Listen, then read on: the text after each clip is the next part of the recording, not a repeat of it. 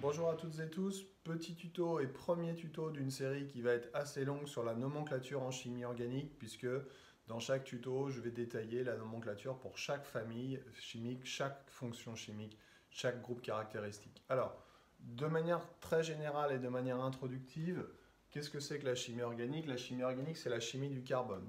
L'oxy, là, ça veut dire chimie, hein. Donc chimie organique, c'est la chimie du carbone. L'opposition, ou le contraire de la chimie organique, c'est la chimie minérale.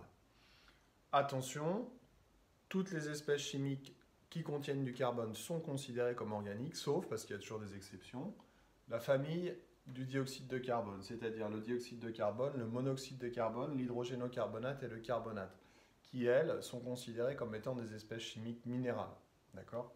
Mais le reste, à partir du moment où il y a du carbone, c'est la chimie organique. Alors les quatre principaux éléments chimiques qui constituent les molécules organiques sont le carbone, l'oxygène, l'azote et l'hydrogène, la plupart du temps. Alors, il existe deux types de nomenclature qui sont la nomenclature officielle, qu'on appelle aussi systématique, et commerciale. Je vais vous donner un exemple tout de suite avec la molécule qui est ici. Premier principe, ce qui est très important quand on possède une molécule organique, c'est de repérer sa chaîne carbonée. La chaîne carbonée, le squelette carboné, c'est la chaîne qui comporte le maximum de carbone, d'accord? On va appeler ça la chaîne principale.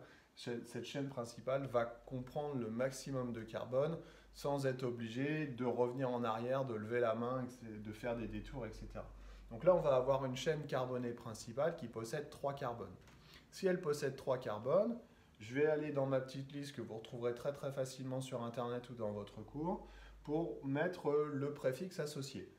1 carbone meth ou méthane, 2 carbone éthane, 3 carbone propane, 4 carbone butane, 5 carbone pentane, etc. etc. Ici, c'est une molécule à 3 carbones. Donc 3 carbones, on va commencer par propane.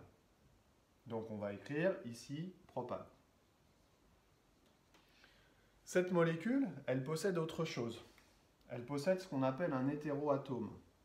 Un hétéroatome, c'est un atome d'oxygène ou d'azote la plupart du temps. C'est un atome qui est différent des carbones et des hydrogènes. Cet atome d'oxygène, cet hétéroatome confère à la molécule des propriétés chimiques intéressantes, des propriétés de réaction. On appelle ça un groupe caractéristique, on appelle ça aussi une fonction chimique. On appelle ça aussi un groupe fonctionnel ou une famille. Donc il y a plein de mots, il y a des petites différences, mais pour l'instant, ce n'est pas la peine.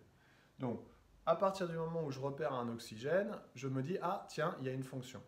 Les fonctions, c'est pareil, vous trouverez la liste exhaustive sur Internet ou dans votre cours. Je vous ai donné 3 exemples. La fonction alcool, on la reconnaît comme ça, c'est le groupe OH. La fonction cétone, la fonction ester. Ici, on reconnaît la fonction cétone. La fonction cétone, c'est la terminaison on. La fonction alcool, ça sera la terminaison ol. La fonction ester, ça sera OAT de quelque chose, etc., etc.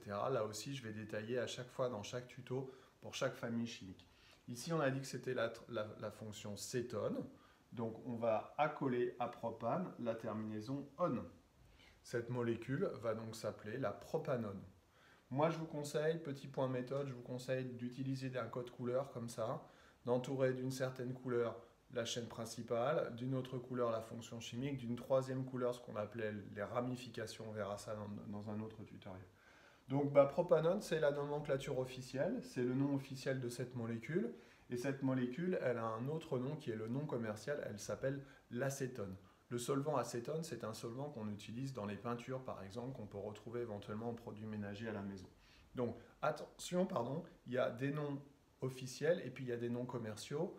Évidemment, nous, ce qu'on va nous demander au lycée, c'est essentiellement des noms officiels et systématiques. Voilà. Petite introduction, j'espère que j'ai été clair et puis je te détaille tout après dans différents tutos.